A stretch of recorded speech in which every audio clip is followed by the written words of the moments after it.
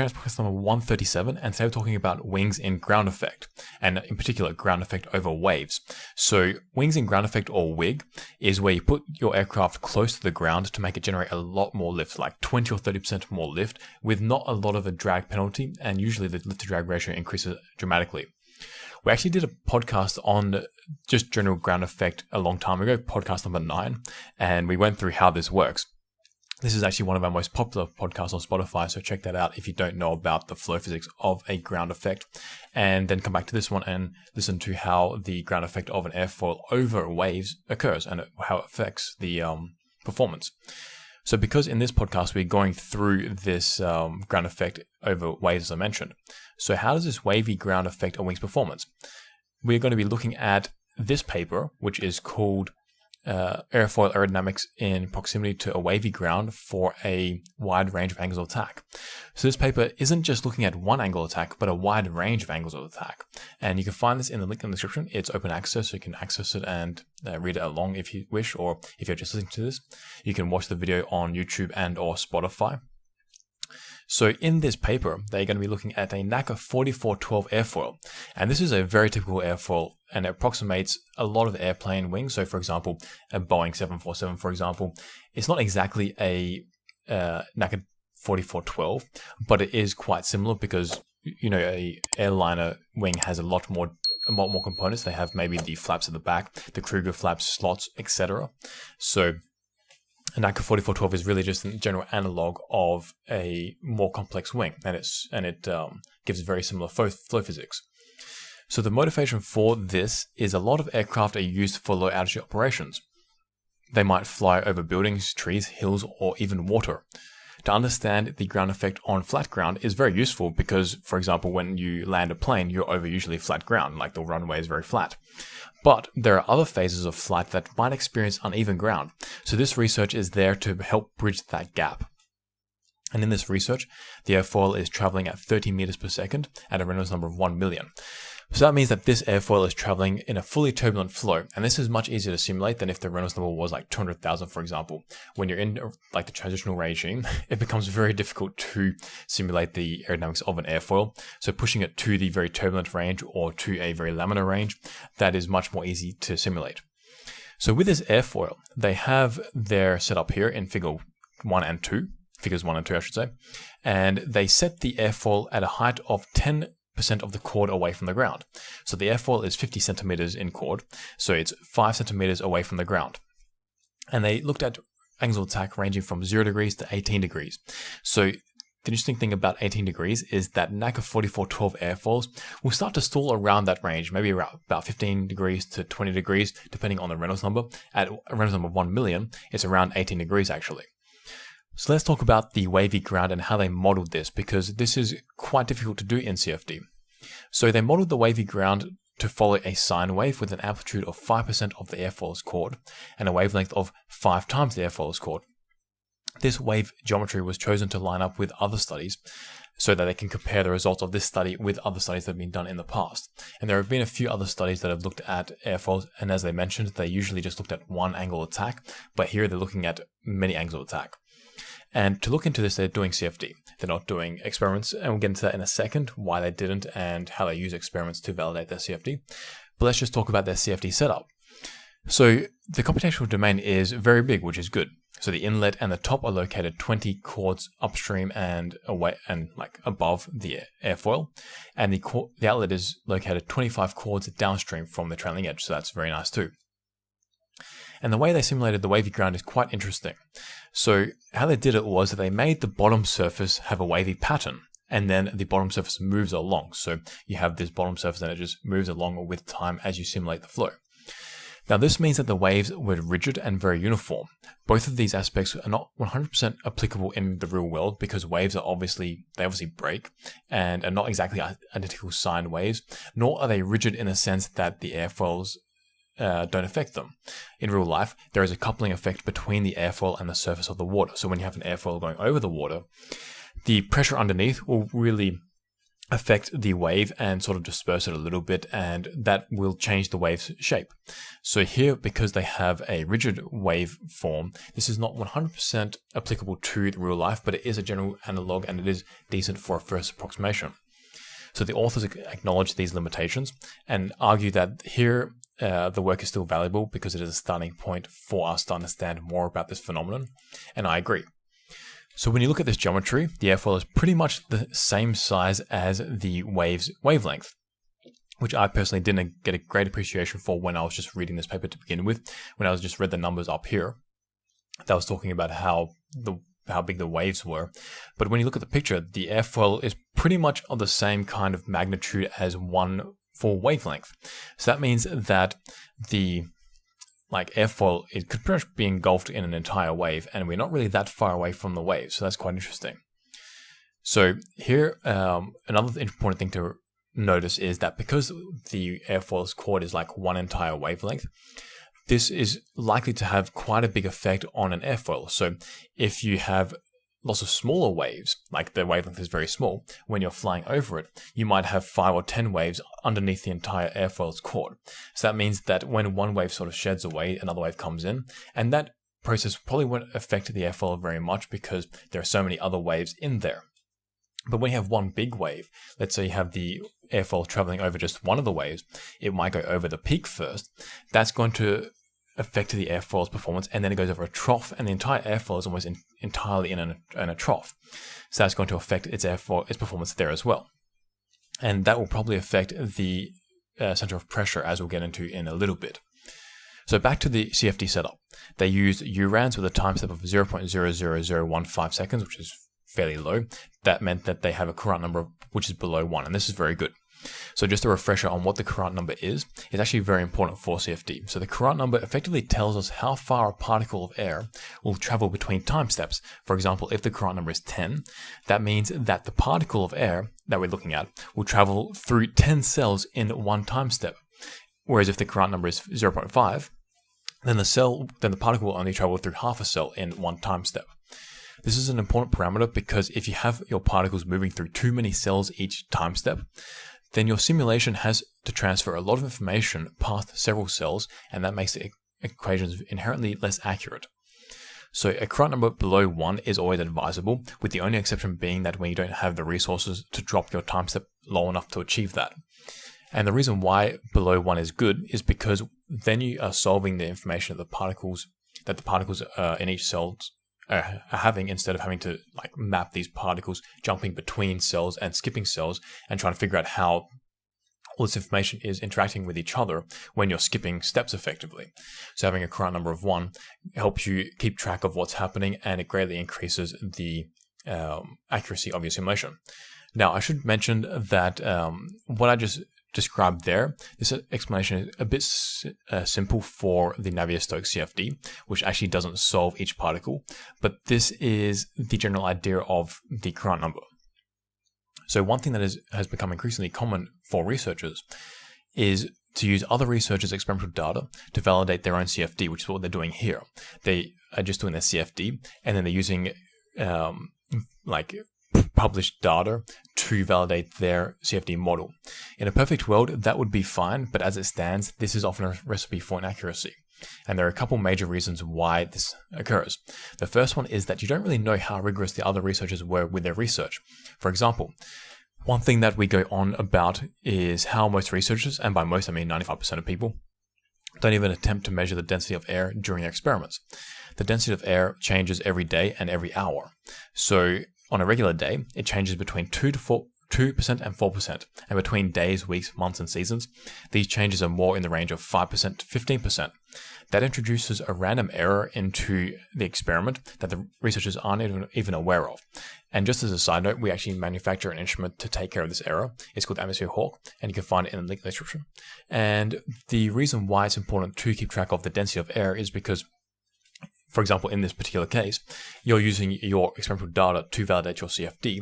You run your CFD at a certain density, but the density you're running it at is going to be different to your experiments because your experiments are obviously changing with the density in time. So you don't really know what the density is, and just getting a few percent change in your density will dramatically change the flow physics of your setup. And we actually did a podcast on this, podcast number 54, where we showed how changing the density by only 2% dramatically changed the stall pattern of an airfoil. So you can check that out as well if you like. So the second reason why using experimental data from other people to validate your own CFD is problematic is because you don't really know what their exact setup is. Even if you go to the most detailed method descriptions, there are always pieces of information missing. For example, how long ago were the mesh screens in the wind tunnel were they cleaned? So this is an important factor because while a wind tunnel might have a certain thermodensity level, with clean screens, which is usually the thermodensity that most people quote. So when you first build your wind tunnel, you go in there and you do maybe hot wire experiments, figure out what the thermodensity is, and then you'll say that that's the thermodensity level of the wind tunnel. And if the entire wind tunnel stays the same throughout its lifetime, then it will be the same. But the problem is that dust collects on the mesh screens over time. And that will change the thermodensity level as well as flow uniformity.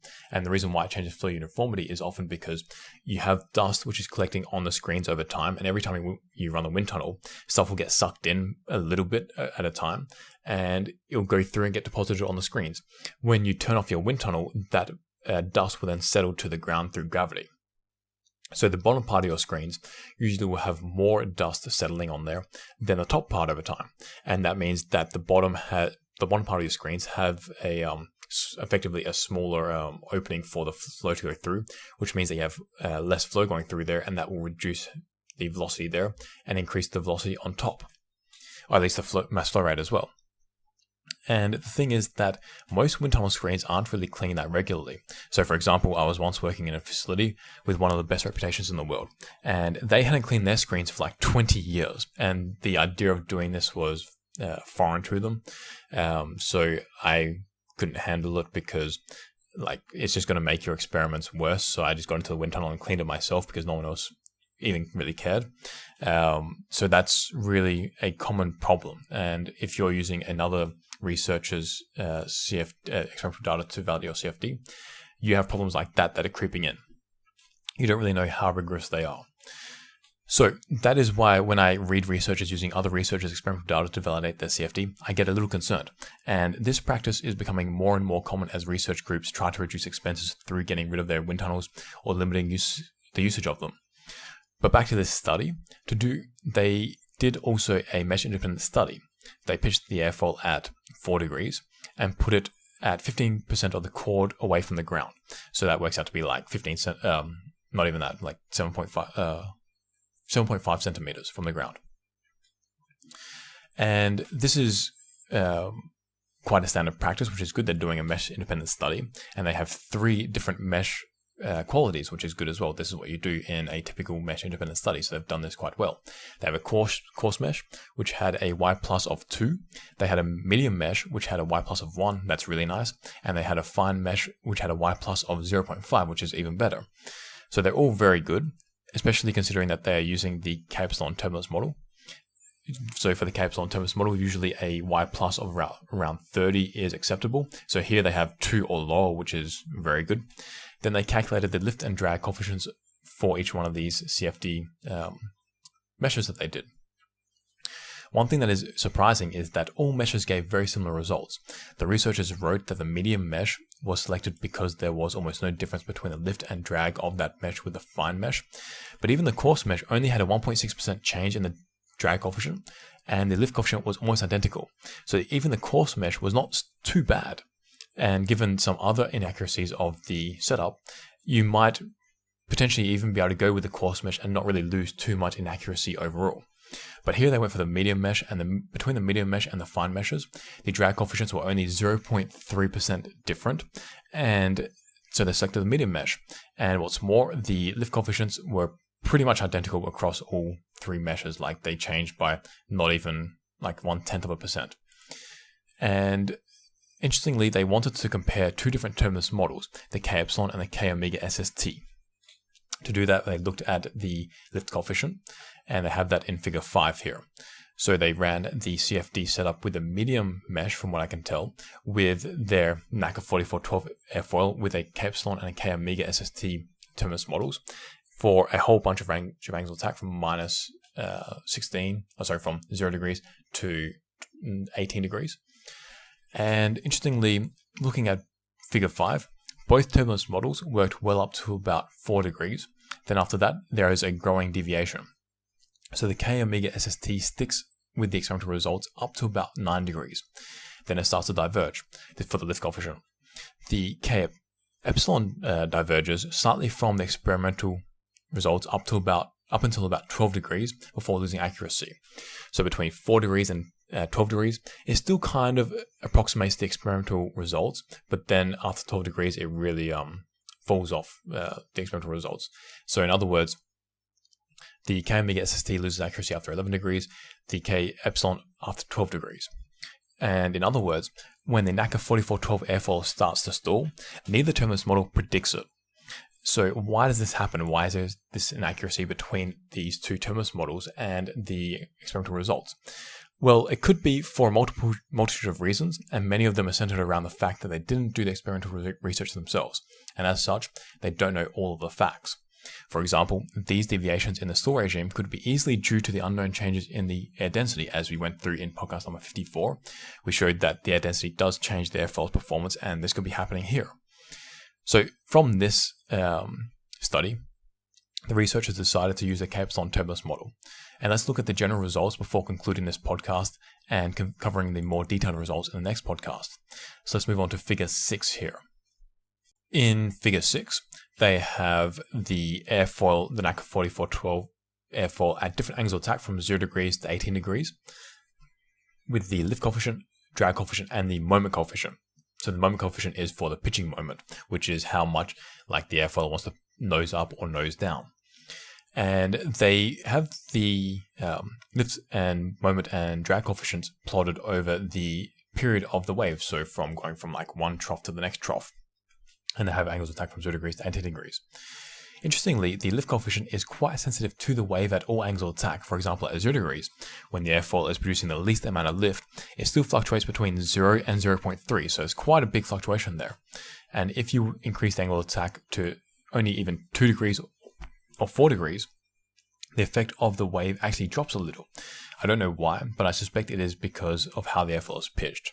So if you pitch it a certain way, it may move the center of pressure away from the waves, which then may reduce the ground effect, which is what I think is happening there. I'm not too sure, but from the details that I have here, I think that's what's happening. By pitching the airfoil the way they're doing it, they're moving the center of pressure away from the waves, which then mitigates the ground effect.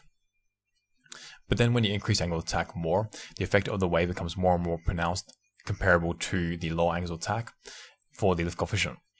For the moment and drag coefficients, they display the same trend in that as angle of attack increases, the effect of the wave increases. So at 0 degree angle of attack, there is almost no effect. You can see with the drag coefficient, it's very minor, the changes, as with the moment coefficient. Then when you go to 18 degrees, you get about a 15% change across the entire wave for the drag coefficient. So here you can see like it ranges for the 18 degree here between like 0.32 down to 0.27 perhaps.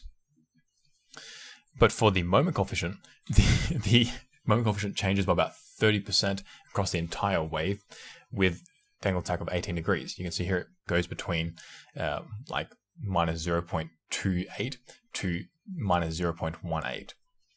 So the fact that the moment coefficient changes so much indicates that the wave is messing with where the center of pressure is on the airfoil, because this dramatically changes the pitching moment. Interestingly, the sign geometry of the wave does not reflect itself in these coefficients. So what I mean by that is that if you look at the lift coefficient in particular, the changes are not sinusoidal. You can see that they are somewhat like wavy, but they're definitely not symmetric about the trough and peak changes. There is a reduction to the waviness of them, but the reduction is usually over more one part of the period than over the other. So you can see here that like over the reduction takes place over even 80% of this period of the wave, while the increase occurs only over about maybe 20 or 30% of the wave. So it's really been truncated in one section and the reduction is elongated. So that's how the general effects of the wavy ground affects the airfoils. In the next podcast, we're going to be going through a lot more, such as the changes in percentages, the flow physics, as we have some graphs here showing the changes in flow physics, and the center of pressures, which will be quite interesting to go through. We'll get a few more answers here. But these are the initial results that we have found from this podcast, and we have found that the wavy ground really affects the aerodynamics. In the next podcast, we'll go through some of the reasons why that is. So that's in this podcast. If you liked it, make sure to like it. And if you want to see more like this, hit the subscribe button. And if you want to get better at CFD and or theory like this, check out our courses in the link in the description. And if you want to get better, if you want to get rid of your errors in your experiments from the density changes, get the Atmosphere Hawk instrument we make to make your experiments far more accurate. You can find that in the link in the description as well. And until next time, peace out, amigos.